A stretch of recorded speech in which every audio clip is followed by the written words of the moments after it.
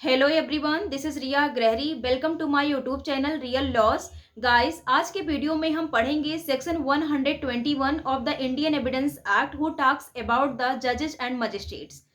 Section 121 के under में special privilege जजेस और मजिस्ट्रेट को प्रोवाइड किया है। तो आइए हम लोग सेक्शन 121 को बैराक लैंग्वेज के थ्रू पढ़ते हैं कि इसमें क्या है। Section 121 Judges and Magistrates. No judge or magistrate shall, except upon the special order of some court to which he is subordinate, be compelled to answer any question as to his own conduct in court as such judge or magistrate, or as to anything which came to his knowledge in court as such judge or magistrate, but he may be examined as to other matters which occurred in his presence whilst he was so acting। यानी कि section 121 में जो special privilege जज और magistrate को provide किया गया है, तो आइए हम देखते हैं कि किसी भी जज या मजिस्ट्रेट को, चाहे वो सिविल प्रोसीडिंग हो चाहे वो क्रिमिनल प्रोसीडिंग हो, किसी भी जज या मजिस्ट्रेट को जिस समय वो अपनी ड्यूटी निभा रहे थे, जिस समय वो अपनी ड्यूटी कर रहे थे कोर्ट में, उस टाइम पर उन्होंने क्या डिसीजन लिया किसी भी पार्टिकुलर केस में, या किसी पार्टिकुलर विटनेस ने क्या कोर्ट में गवाही दिया, क्या कोर्ट में टेस्टिमनी दिया, इसके लिए उन्हें कंपेल नहीं किया जा सकता है, सिवाय उन मामलों में जब कोई सुपीरियर कोर्ट हो जिसका वो सबॉर्डिनेट है, उसका कोई स्पेशल ऑर्डर आए कि आपको जो है विटनेस के तौर पे कोर्ट में टेस्टिमनी देना है, तब वो जज या मजिस्ट्रेट को विटनेस देने के लिए बुलाया जाएगा। बाकी और इन सारे मैटर्स के लिए कि वो क्या उस दिन बोला था या क्या उस दिन हुआ था कोर्ट में,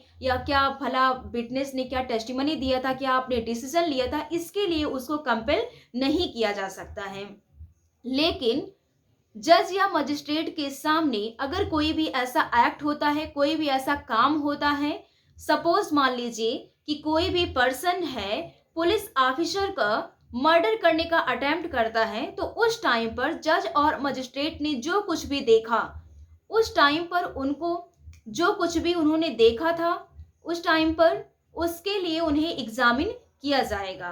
बाकी उन सारे मैटर्स में जिसमें उसने डिसीजन लिया या किसी विटनेस ने आके टेस्टिमनी दिया, इन सब के लिए वो कंपेल नहीं किए जाएंगे।